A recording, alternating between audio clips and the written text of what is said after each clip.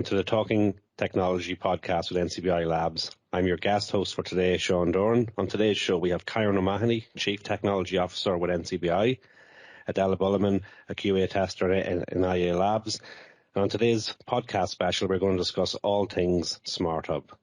Now, Kyron, you've been on the show many times before, but could you give us a little bit an introduction about yourself? Thanks, Sean. As Sean said, I'm Kyron O'Mahony. I'm the Chief Technology Officer with the National Council for the Blind of Ireland. And so basically that means that I'm responsible for all the technology that staff use and all the systems within NCBI. But more importantly, I'm responsible for technology training and innovations for service users. So I joined in 2019, first time working in the charity sector. I also suffer from some sight loss myself. I have congenital nystagmus, so that works out about 17% of normal vision. I kind of live by the single mantra in NCBI, which I do firmly believe that technology is the biggest enabler for someone with sight loss. And that is something that we've been sort of following ever since, and introducing lots of new technologies, and that's some of the technology we discuss in this show with the Smart Hub. But before we get to that there, we also have Adela on the call. Adela, this isn't your first time on the podcast, but we'll get you to introduce yourself again. Yeah, so I'm Adela. I'm one of the QA testers in IA Labs, which is the digital accessibility arm of NCBI, where we try to make the internet more accessible for all people, one website and mobile app at a time. And I also lead the Smart Hub project. Thanks very much, Adela. So what was the thinking behind the Smart Hub project? Like, what did you identify and what solutions did you research? Do you want me to go with that one, Sean? Please, Karen, if you can. Yeah. So the myNCBI Smart Hub really it's kind of the first time that we're aware of that a charity in Ireland has built its own AI-based voice technology. And we're really excited to bring that to all of our service users. So the thinking behind it really came from our service users, and it came from feedback that, Sean and I, and even before Adela joined the team, so many service users were reaching out to us and saying, these smart devices, Amazon Alexas and Google Homes, are so enabling. They're allowing people to listen to the news or read their audiobooks or tell the time or ask what the weather is, and they were becoming a great they're becoming a great source of independence, and I used them myself, and Sean and I had been talking, and we knew for a long time that NCBI really, had to be at the forefront of, innovation when it came to technology, as opposed to just changing it. So the myNCBI Smart Hub really kind of developed that concept where can we actually provide not only information on sight loss to people with a smart device, but also, how can you access NCBI services? And we sometimes everything just kind of aligned with this project. We really had so much feedback from service users about how they loved smart devices and how they really wanted to use them more and more. We thought, how about if you used a smart device to get accurate information on sight loss, which NCBI is obviously one of the leaders in, but also access and information to the services that NCBI offer. And when we kicked off, we weren't actually responsible for the pandemic, but when we were in the midst of the pandemic, it became even more important because, access to technology was just, it is an expensive thing. So this one really meant that, a service could be provided to you using a device which is, 30, 40, 50 euro as an entry point. So it really made a huge amount of sense to do something in that. So that was really the thinking behind it. We knew that the service users that we were talking to loved smart devices, and we wanted to make an application that would run on them that could be useful to service users. And after all, these devices, Amazon Alexa and Google Homes, they're inherently accessible to people with sight loss because there's no screen, there's no visual elements. And I suppose that's a very important thing. Like, we know from NCBI's background in training people and using technology that we can train anyone to use any piece of technology, but there's always a learning curve involved, where that's using magnification or you're using a screen reader. So something like an Alexa device, it's purely voice interactive. It's like there's no real resistance. It's set up and a person can interact with our services. Yeah, that's so true. And it's interesting. It's probably the most complicated part of a smart device is setting it up. But once you're set up, it's just an accessible tool. There's a great example that I always talk about, is that so many people been having that. Really lost my train of thought there. But what I was trying to say is, if you look at, let's say, for example, I want to listen to the news. Someone who is fully sighted might open an app on their phone, or they might turn on the radio, and there's no obstacle. But let's say you're feeling the buttons, and the buttons aren't labeled, or there's nothing that's tactile in that. Just being able to say, hey, Amazon, or hey, I don't want to say the word in case it triggers people's devices, but hey, Amazon, play RT News or play Today FM, or it's such a small little thing, but each one of these are gradual bits of independence that people have, or what's the time, what's the weather, etc. And that they are all just inherently accessible on a device like a smart device. I know I always use the example that everyone who listens, like with Alexa devices, that I would say things like, remind me to take the wheelie bins out on a Tuesday night because I will forget otherwise. I think even something as small as that there is very beneficial, and everything that we'll be bringing with the Smart Hub is going to be adding so much extra to it. I suppose one of the main benefits of a device like an Amazon device or a Google device is the relative low cost compared to other technologies. Have you any kind of points on that, Kyron or Adela? Yeah, I mean, I think for low cost is a huge benefit of this technology. It's like an iPhone, or if you want to get an Android phone of any level of quality, like you're going to spend upwards of €600-700, to have a phone. Similarly to like a desktop computer, whether it's a Mac or a PC, if you're so way inclined, like they're very, very expensive pieces of technology. So the barrier to entry is quite high. And I think that's such a huge benefit of this type of technology, voice technology, that it is a lot cheaper to purchase. What would you say, Adela?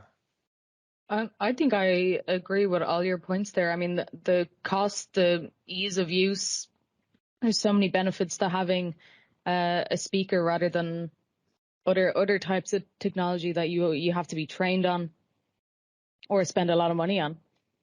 Now, I detected some subtle undertones about Android and PC use, but that's for another show, so we're not going to go into that.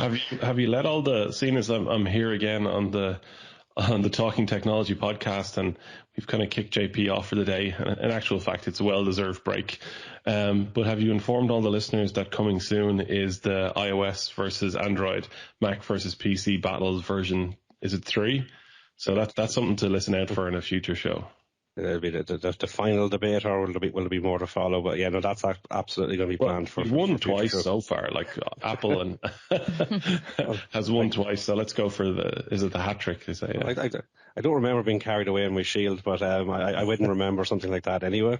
But what you said about Smart Hub there at the start of this call was actually, you said a charity has not used a piece of technology like this before in this manner.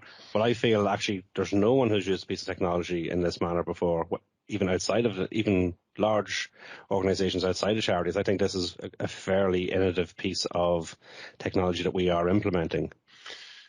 Yeah, and that's really one of the things that was so interesting around this project is, yeah, we don't know for sure. Like I know some, like our counterpart in the UK have released small voice apps, but I'm not saying anything negative about them. But one of the things about the myNCBI Smart Hub is that, to the best of our knowledge, no one has embedded so many features, both charity or private sector in voice technology. And even the company that we worked with to build the device was so supportive of that, because we really wanted to challenge the capabilities of what you could do on Amazon Alexa and Google Home and see how far we could take it. So if I give people a few examples of some of the wealth of features that are available to people with sight loss and their families on the myNCBI Smart Hub.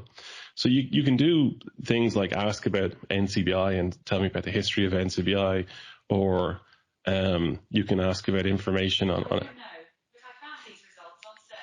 Well, my Google in the background has just kicked off. I'm not sure if that was picked up on it was, yeah. But interestingly, it found a lot of the results on search, but didn't show anything.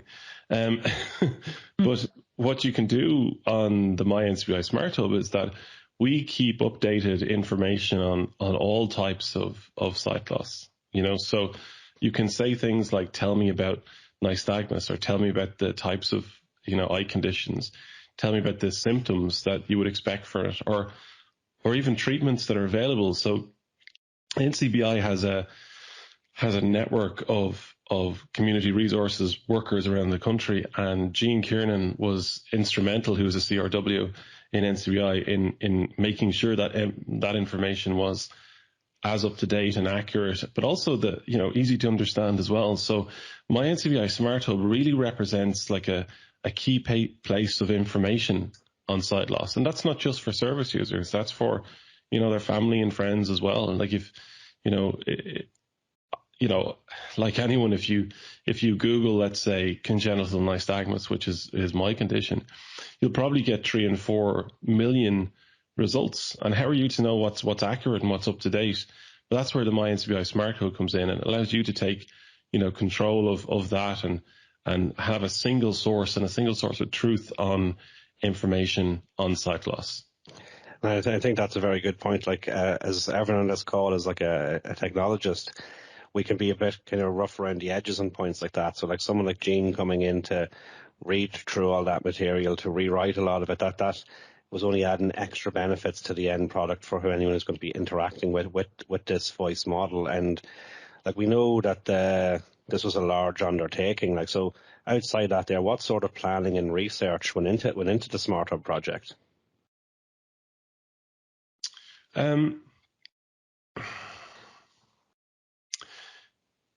I'd say, ultimately, a project of this scale, which it took, I think, from the very inception, or the concept, when we went out to fund, try and find how it would be funded. I'd say you were probably looking at about March 2020 until it's going to be fully launched on May the 19th. So you're looking at, a year and a half, maybe in total, Sean, would you say? Yeah, absolutely. And I know, like, we did a lot of research very early on in terms of, like we're saying, what types of technology we would use and what would be the best user experiences, like you were discussing there. And we kind of opted for voice models because we were saying, we can teach anyone to use pieces of technology, but this is actually, you're interacting straight away as a conversation. So we had to speak with a lot of people within NCBI to scope out the full service offerings within all departments of NCBI. Actually, if you don't mind me asking you a question, Sean, just to take the MC hat for a second, you used a term there that people mightn't be hugely familiar with, which is a voice model. What really is a voice model? Well, a voice model, like if we look at our phones or our computers, like these are our programs, and that there's going to be like, user interfaces, and that's often referred to as UI. But like a voice model it's a similar process. You're planning a computer program out, or you're planning an application out, but it's in a purely conversational manner. So Alexa works, or Google will work in that manner where you are speaking to it and it's answering questions, or you're asking a certain subset of questions and it has a certain subset of responses to move through that. So what we do then is we plan out each conversation, everything we're building into the application, to make sure that it will always feel like a natural conversation and you're not going to get lost or stuck anywhere within that. So that's like a voice interaction. And I think, like, I know when you originally asked me the question just regarding the research, really the research that we did before we tendered for a company to build this for us. Like, you know, there was many whiteboarding sessions to figure out what can we do, a lot of research and technical and desk-based research to figure out, you know, what are the capabilities of the myNCBI Smart Hub. So, you know, this really was a huge piece of technology research, because nothing like this had ever been done before. But also we wanted to make sure that it represented, you know, key features that service users would want, you know. Now, luckily, I do have sight loss myself, so I can have some level of insights into what it's like. But a lot of what we brought to bear on this project was really the culmination of years of asking service users, you know, what support they need or what technology would help them.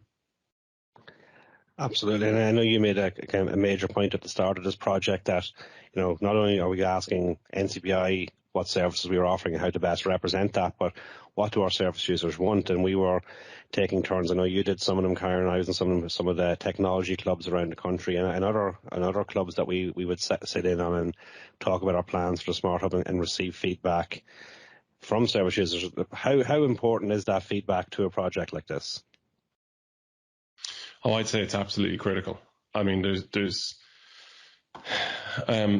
a difficult one, but it's also a hugely important one, because you want to hear it also. You know, you want to hear exactly what obstacles service users have. You also want to hear, you know, what how they use, you know, of the service users that have smart devices, how they use them, and then again, of those that are looking to buy a smart device, what they want out of it. So you kind of take a lot of that information. And the other thing that we found as well is that there's also, NCBI is a big organization. We want to make sure that we can provide that information by means of a technology that's easy to understand. And I think for this particular project, you know, research was a key part of it, but also because this is kind of a first of its kind, you know, you kind of have to take a little bit of a leap of faith in terms of how it works. And you know what, I'm actually really interested to hear, Adela, from your side, because I think when you joined originally NCBI and now obviously IA Labs, but when you joined the company and you saw the Smart Hub for the first time, you know, when you came on board, like what was your initial impressions of what we were doing and what we were building? I thought it was pretty amazing, honestly. Like, not to toot our own horn, I guess, but yeah, I mean, it's it's such an innovative idea, and you might have used the term disruptive technology earlier. It's, you know, it's completely new, and it's looking at the world in a completely different way. And it wasn't something I was used to, you know, thinking, well, here's a group of people who work a different way and they have a different ability, and let's kind of take that and use it to our advantage. But I thought it was really great. I know, like, the way my brain works, and I can jump around on tangents here, and I probably set this meeting or interview on a tangent. Like, Adele, you mentioned disruptive technology there. Like, to someone who doesn't know what disruptive technology is, that kind of sounds like a negative, but is that a negative, disruptive technology? It's not. I think maybe disruptive has bad connotations, but really all it means is change. And a lot of times change can be really, really good. Sometimes the way we do things is outdated, and bringing a new way of technology and communication and interaction into our lives can only be a good thing. Absolutely. I suppose, like for people who don't know what disruptive technology is, it's a term that's used for an innovative piece of technology that's different from what, you know, maybe your current organization or what everyone else is currently using, and it kind of disrupts old ways of thinking. So that's why, like, you know, we were actually shortlisted for a Spider Award in disruptive technology for the Smart Hub. Which is, you know, for charity to be nominated for these awards, like you mentioned in the past, is phenomenal. But to be nominated for such a category as disruptive technology means that we are building something that hasn't been done before, and we're moving in new ventures, and it's allowing people to then interact with us in a much, much easier manner. And I suppose if I was to sort of bring things back round, Kyron, this is a major project. Like, how is something like this funded? Yeah, I mean, and working in the charity sector, and trying to build software. I mean, and I've built many apps and websites before in my past, and they're not cheap, and I really wanted NCBI to be in the space of innovation, and as Sean was saying, and using disruptive technology to support people with sight loss, but we got to pay for it, so we applied for funding. We applied for funding to Rethink Ireland, who had an opportunity to pitch for specific innovations that could assist people through COVID-19. And we were successful in securing 200,000 euros worth of funding from them, which is just incredible, and really, they believed in the concept that we pitched to them, and they believed also that we could do it, because taking a chance on a brand new piece of technology and a brand new thing that needs to be developed is a big thing to do for funding. And that's why we really wanted to, make sure we did it right. So we spent, not to talk a little bit about the research, but we spent so much time and late night and hours and checking and testing and testing again, Adela, and testing again, and then testing I remember. again, and making sure that we didn't waste one single penny of that investment, and we really took that so seriously. So I also would like to take this opportunity to say a huge thank you to the team in Rethink Ireland. Aisling Redmond was our lead, and their support throughout the project was incredible. We couldn't have asked for a better team to support us. And they kept on top of us for reports, as they should do. And we, as I said, every single penny we made sure we spent on delivering a piece of technology that would support people with sight loss. That's absolutely amazing that we can get someone who believes in what we're doing and backs us like that.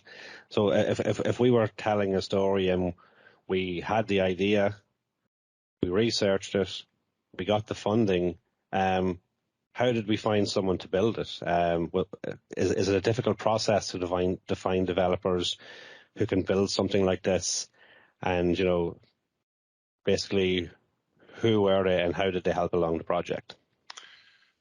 Yeah, I mean, I think some of this happened before you'd even joined the team, Adela, but we, obviously this is government funding. We're government supported agency. So, and we didn't have, and this is like that you've been given the money, you actually have to build it. So it's almost like, all this talk that you've had, Kyron, and this idea that you and the team have had, like, you need to actually build it now, which was, kind of terrifying, to be honest. So, we obviously ran a tender for it, followed all procurement guidelines around that, and made sure that we found a developer. The trouble that we had, if I'm really open about this, is that we needed a development company to believe in the concept, and support such an important initiative.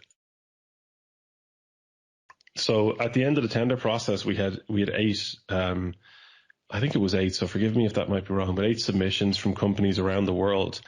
But one in particular really stood above everyone else, and that is Kation Consulting, based in Ireland. And it was great to align to a software company that really understood what we wanted to do, but also understood the importance of what we wanted to do, and how building a piece of technology like this would support service users and support people with sight loss. And Kation were amazing to work with. They've gone above and beyond anything that we could have expected or asked of them. And they have some other really big clients in Ireland.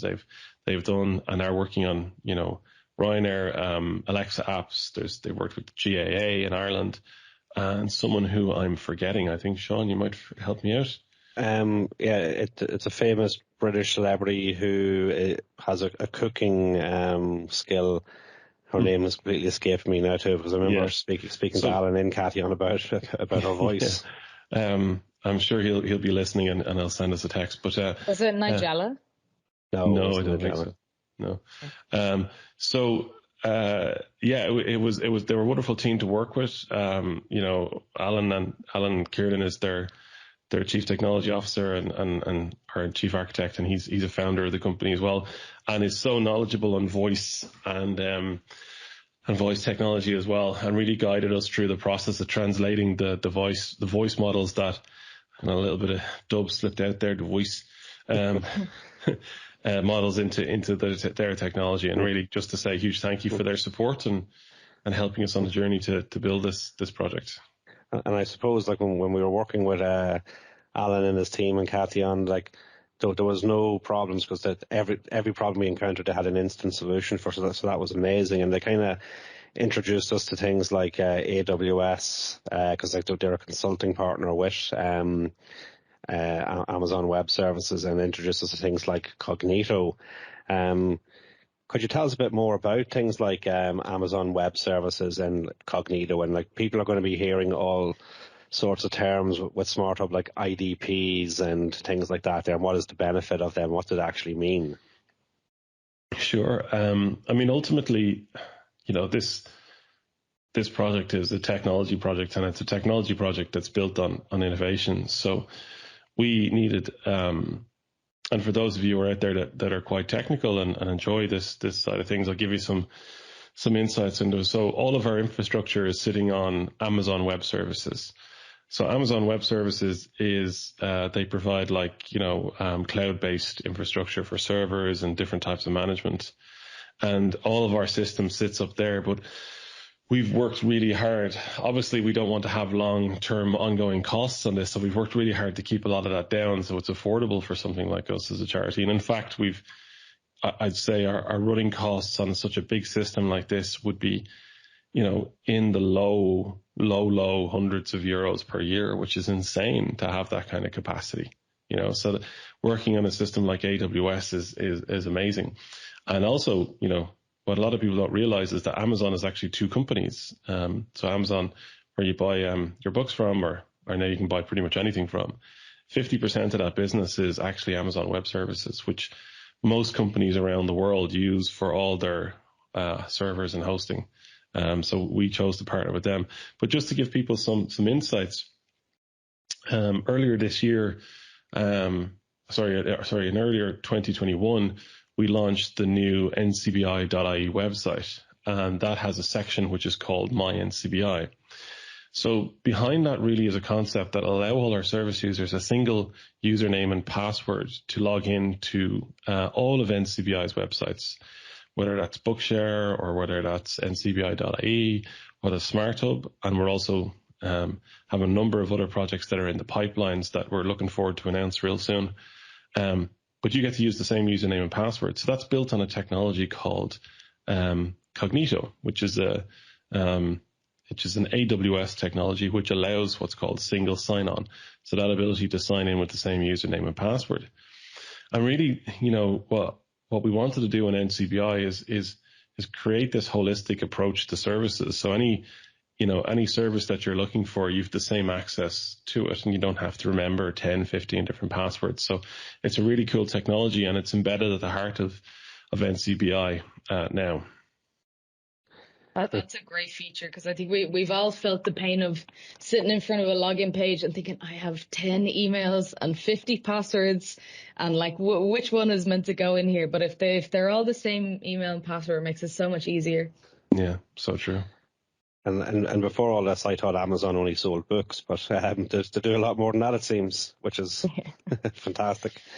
So if we're continuing on the narrative of telling the bedtime story of start, middle, and end, so we've got to the stage of building and built, but now that it is built, everything's in place. Can you give us a rundown of how someone would interact with the Smart Hub and what a typical user would do on the Smart Hub? Yeah, so you can go ahead if you like. No, you go. Okay, so first of all, as we mentioned earlier, we've loads of information. So you have your sight loss information. I think we have about 19 different conditions with general info, symptoms, treatments, how NCBI can help you and your family, as well as just anything you can possibly think about NCBI services. You can say something as simple as tell me about the employment services, tell me about children's services, technical sales. We really tried to fit in as much information as possible so that users don't have to go Googling or searching. You can just tell her one sentence and she'll reply to you.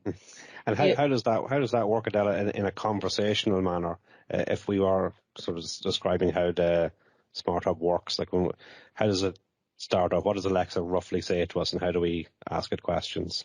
So the first thing to do is to launch it. So you say to your device, you call her name, I won't say it, launch myNCBI or open myNCBI, anything along the lines of that.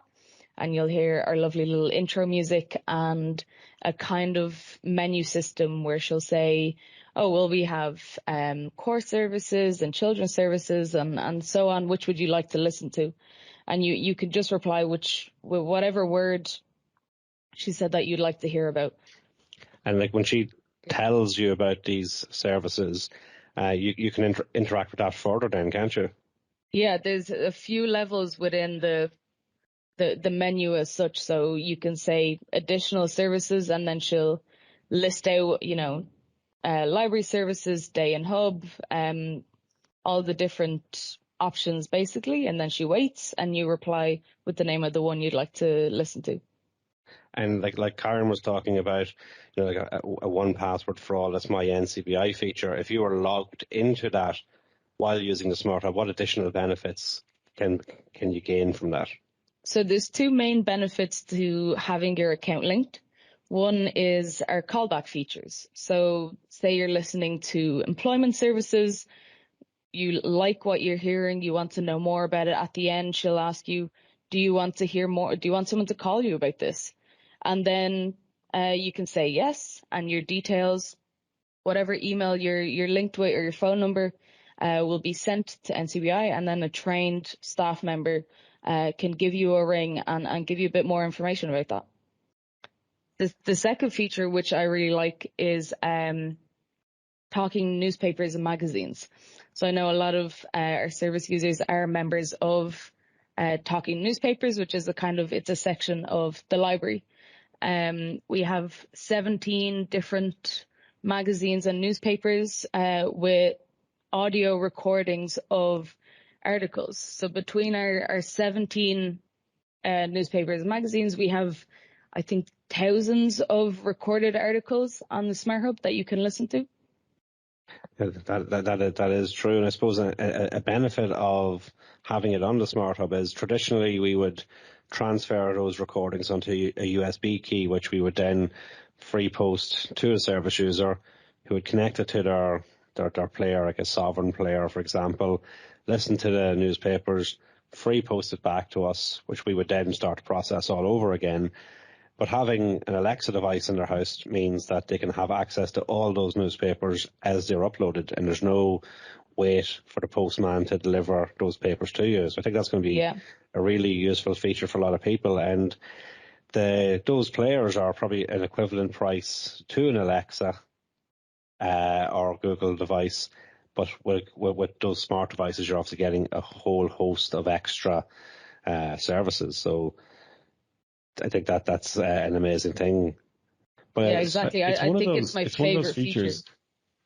Sorry, Del. Sorry, I didn't mean to interrupt you. You're all right, don't worry. Was one of those features that seemed very small, but will be such a help to so many people. Like, so Sean was saying, the library at the moment is sending out tons and tons of USB keys and to people that have players at home. Whereas now you can just ask the myNCBI Smart Hub to play the magazine, your favorite magazine, or you could listen to the newspaper. The Irish Times is recorded almost every day by the library, and you can listen to that now on your smart device if you're a library member. And I would encourage everyone who's listening today, if you're not a library member, do reach out to Lena and all the team in NCBI library. We've also implemented a great notification feature.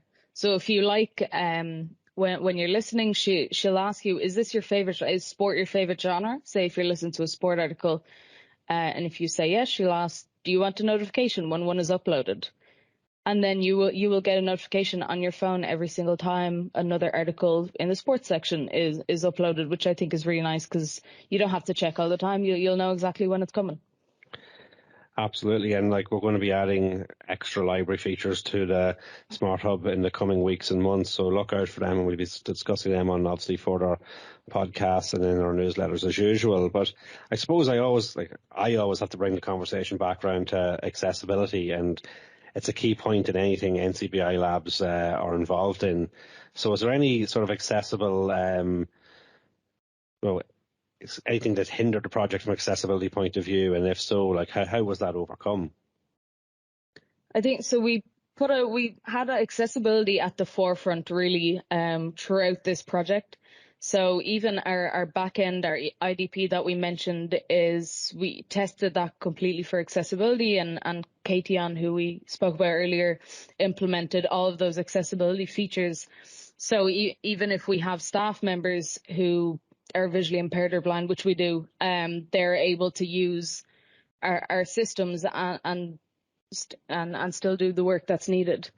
But another thing we found was, as great as AWS were in some aspects, their UI wasn't accessible. So their actual login platform to sign up wasn't accessible, and we reached out to them for many months, and nothing was changed. So we looked in a different direction, and we found Auth0, who are accessible, and we ended up wrapping the entire kind of system in an Auth0 UI. So when you go to the NCBI website or your smart device and you click sign up and you see that login page, that's Auth0, and they made that accessible for us.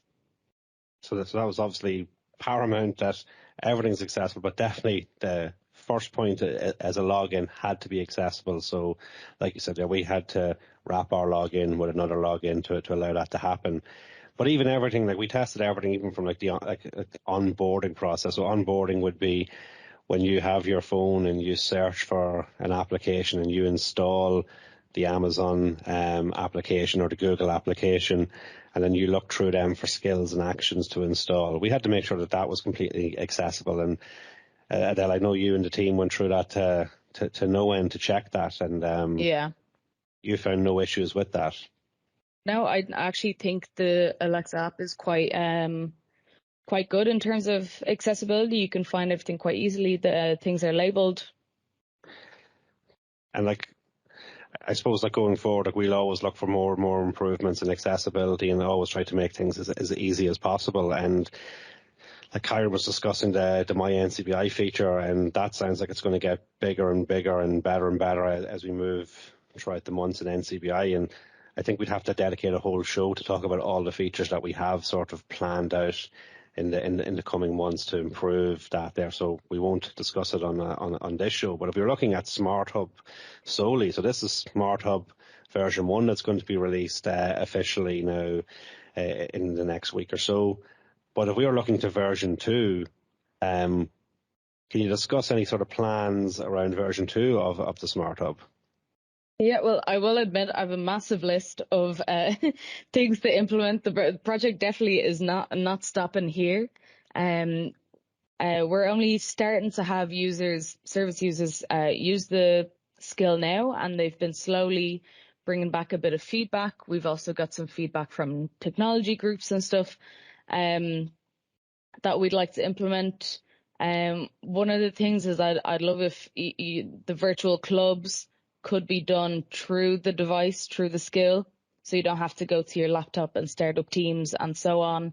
And other things like that. Every single thing that our service users are bringing back to us, I'm putting on that list for version 2. And I suppose, like you're saying there, like feedback from the testers was critically important for us. Like that, you know, this bit was difficult, this bit was easy, this bit could be improved, and we were working, and we have improved a lot of them. But like you were saying, that when people started using it, they had ideas for more features to be added, and whether that's more library features or, you know, a great feature that was mentioned to us that we'll have to add to a future release was, I'd love if all the JAWS shortcuts and keystrokes, I could ask the device, what is the keystroke for such and such, or what is the iOS gesture for such and such, or the talkback gesture for such and such, and then it'll be delivered back to you. Because as good as we all are, and we remember, 80% of the keystrokes that we need, there's always just one that eludes us. And I think that would be a really useful feature for everyone. And they're the kind of things that are getting suggested from us, from feedback where people are currently testing it, and from the technology groups. So just before we kind of wrap up with the whole Smart Hub thing, is there anything else you'd like to speak about before we do wrap up? I think would it be good to talk about how people can get a smart device directly from NCBI? Yeah, absolutely. So one of the things that will make this project successful is how many people that we can give a smart device to. So NCBI have about 300 devices, and that number is growing to give away to service users who are registered with NCBI. So if you don't have a smart device, you can send us an email, smarthub@ncbi.ie, and we'll take note of that and see if we can get a list to you. So there's no mystery in terms of how we're allocating them. It's purely, there's two criteria. Is you must be a registered service user with NCBI, and additionally, it will be a first come first served basis, because supplies are limited, and we're hoping to keep adding additional devices to the list. But please, if you'd like to get a free Alexa device, do email smarthub@ncbi.ie. And that's fantastic. I mean, there's going to be many people out there who don't have access to something like that there, and just the whole slew of features that myNCBI Smart Hub will add to someone is going to be very useful. And just like we were discussing around the device itself, it's just so useful to have. So yeah, anyone who does need one, contact the email address that Karen said there, and we will get one out to you as soon as possible. The other thing I'd like to say, Sean, is just a huge thank you to the NCBI team and all the work that they've done on bringing this together, specifically to yourself, Sean, and Adela. This was being a huge project to achieve, and to build the product the way it was done has been professional from the outside. And just I'd like to say a huge thank you to you and all of the team who worked on Smart Hub, myNCBI Smart Hub, and making it a reality. It wasn't an easy project, and it has had its ups and downs, but I'm thrilled to be launching it. And this product is launching, by the way, guys, in case it's either you're listening to the podcast before it's launched or the day after it's launched, but we're launching the myNCBI Smart Hub on Global Accessibility Day, which is the 19th of May. So from the 19th, it is the 19th of May, Sean, isn't it? It is, yeah. Global Accessibility Awareness Day. Yeah. And it'll be available to everyone from that time. And what I'd also say as well, like Adela was saying, and you both said, is that we want to make this system as useful as possible. So anyone that has any feedback, we listen to every single piece of feedback that comes in. Just send an email to smarthub@ncbi.ie. And the one final feature that we haven't spoken about yet, but I'd love to have a quick discussion on it if we still have time, Sean. Absolutely, yeah. So I'm speaking now, I suppose, to any of the other charities or organizations that are listening now. A really important feature of the myNCBI Smart Hub is the technology is built to be transferable to any other organization. So you don't have to invest €200,000 like we were lucky enough to receive from Rethink Ireland. For a couple of, a few €1,000, I'm not sure the exact cost, we can apply that same technology to your organization.